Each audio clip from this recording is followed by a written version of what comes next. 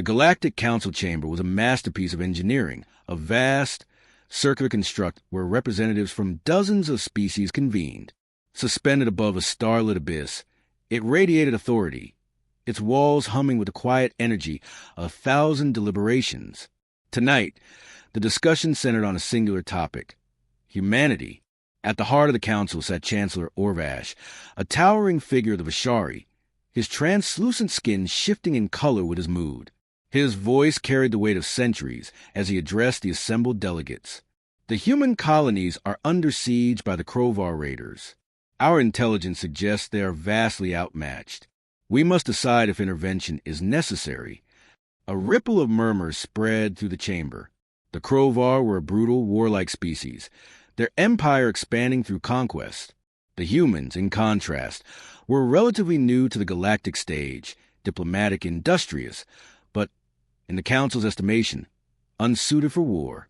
Ambassador Helverin of the Zelari leaned forward, his scaled hands tapping thoughtfully against the table. We have long observed humanity's reluctance toward violence. Their soldiers lack the genetic enhancements of the Nrek, the hive-mind efficiency of the Zorth, or the tactical foresight of the Dravani. Their wars, though numerous, are fought with hesitation. Their victories earned through attrition rather than superiority. We must assume they are incapable of repelling the Krovar without significant losses. A chorus of agreement followed. Only one delegate remained silent, General Orlis of the Varkari Dominion. The Varkari were one of the few species that respected humanity's military discipline, though even they had doubts about their capacity for true warfare. Chancellor Orvash turned his gaze to a display hovering above the chamber, an image of the besieged human colony, Kestrel 4. Fires raged across the surface. The skeletal remains of defensive outposts marking the Krovar's advance. It is evident, Orvash continued, that the human forces will not withstand the coming onslaught. We must act before their annihilation is complete. Before a decision could be finalized, a new transmission flickered onto the display, grainy, taken from the Krovar's own battlefield recordings. It showed the dense urban ruins of Kestrel 4, illuminated only by gunfire and the eerie glow of distant fires. A squad of Krovar warriors moved cautiously through the debris-strewn streets. Heavily armored and confident in their dominance, they advanced with precision of apex predators. A low growl of static crackled through the feed. Then, without warning, the lead soldier's head snapped back, his body crumpling to the ground. A perfect shot, precise, lethal. The remaining Krovar scattered for cover, scanning their surroundings. The second fell moments later, his throat reduced to a ruin of cauterized flesh. A third attempted to run. He did not make it 10 steps. The squad's commander barked orders in the guttural Krovar tongue, demanding a counteroffensive. But the enemy was unseen, a phantom in the darkness. Their numbers dwindled, one by one, each death silent, methodical. Then a voice crackled through the feed. It was calm, measured. "Human, you shouldn't have come here." The transmission cut to black. Silence gripped the chamber. Helverin was the first to speak, his voice unusually restrained. A fluke, a lucky ambush, nothing more. General Orlis watched the frozen image of the battlefield, his dark eyes narrowing. "That was no fluke," he murmured. "That was a hunter." Chancellor Orvash exhaled slowly, his skin pulsing with shifting hues. "Who is this human?" The answer came from an intelligence officer monitoring the Krovar battle networks. A name, spoken with growing unease. Sergeant Elias Kane, Marine sniper, sole survivor of the 3rd Colonial Defense Regiment. The Council had assumed that humans feared war. But here, in the ruins of Kestrel 4, among the dead and the dying, was a man who was not running, not surrendering. He was hunting. The stench of burnt ozone and blood thickened the air as General Verkash surveyed the battlefield. Kestrel 4 should have been an easy conquest, another nameless human colony folded into Krovar Empire's growing dominion.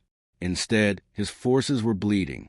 Warriors, seasoned in planetary subjugation, whispered of ghosts in the ruins, an unseen force thinning their ranks with mechanical precision. Verkash bared his fangs. Fear was unbecoming of the Krovar. Fear was human. A scout limped toward him. clutching a wound that had sliced clean through his armor. Another patrol lost. The warrior rasped, his dual hearts hammering against his ribs. We never saw him. We only heard the shots.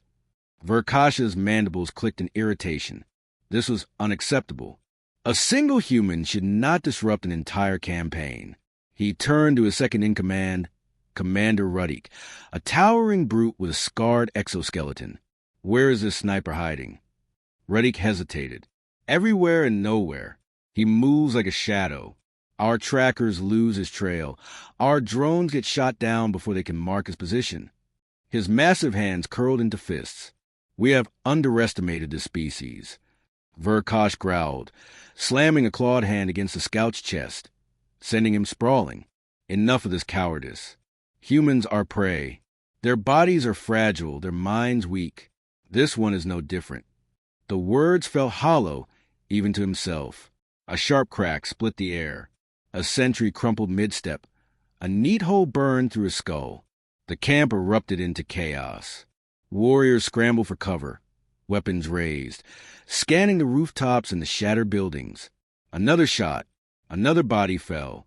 Verkash snarled. This was no ordinary soldier. A cold voice cut through confusion, its source invisible. You shouldn't have come here. For the first time in years, the Krovar warlord felt something unexpected slither down his spine. A chill. Somewhere in the ruins, Elias Kane chambered another round. Elias Kane could see it in the way they moved. Hesitant, uncertain, no longer the arrogant conquerors who had stormed this colony expecting a swift victory. He watched through the scope of his rifle as another squad crept through the ruins below, their movements tight, desperate. They had learned to fear the silence. The wind howled to the skeletal remains of buildings, the distant fires casting flickering shadows against cracked walls. Kane adjusted his aim. Slow breath in, slow breath out. He squeezed the trigger. The lead warrior dropped, his body hitting the ground with a dull thud. The others froze, their discipline crumbling under the weight of dread. One of them barked orders in their guttural language, his voice trembling despite his effort to mask it. Kane lined up his next shot. Another fell. They scattered. The sniper allowed himself a grim smile before he moved, slipping through the ruins like a phantom. The battlefield was his now. Every alleyway, every collapsed structure, every shattered street was a weapon he could wield. The Krovar had numbers, brute strength, and superior firepower. Kane had patience. He had precision. He had the knowledge that fear killed faster than any bullet. The reports were already spreading across enemy channels. The ghost of Kestrel 4, a human sniper who never missed, a lone warrior who struck without warning and left nothing but corpses in his wake. Kane knew what they whispered in the dark, how their confidence eroded with each passing hour. He had seen it before. He heard it now, the distant shuffling of feet, the strained, uneven breathing of soldiers who had seen too much. A dying radio signal crackling through the static. Krovar voices, hushed, frantic. We cannot stay here. He is watching. He is waiting. A new voice cut to the fear. A familiar growl. A voice of rage trying to hold command over panic. General Verkash. This is not war. The warlord snarled over Krovar BattleNet. This is the trickery of a cornered animal. You are warriors. You will fight like warriors. Kane crouched behind a crumbling wall, listening. Do not cower in the shadows. Verkash continued. Burn them away. We will flush them out. We will end this ghost story. Flames erupted across the city as incendiary rounds ignited what little remained of the buildings. The Krovar had abandoned caution. They would reduce Kestrel 4 to cinders if it meant killing him. Good, Kane thought. Desperation made them reckless. He moved swiftly, finding a new vantage point, positioning himself for what came next. A Krovar patrol charged through the firelit streets below, emboldened by their leader's words. They did not realize they were running into another kill zone. Kane had placed explosives along their only escape route, and as the squad neared the center of the intersection, he triggered them. The blast ripped through the group, sending bodies sprawling, cutting through their ranks like a scythe. The survivors screamed. Kane fired once, twice. Silence.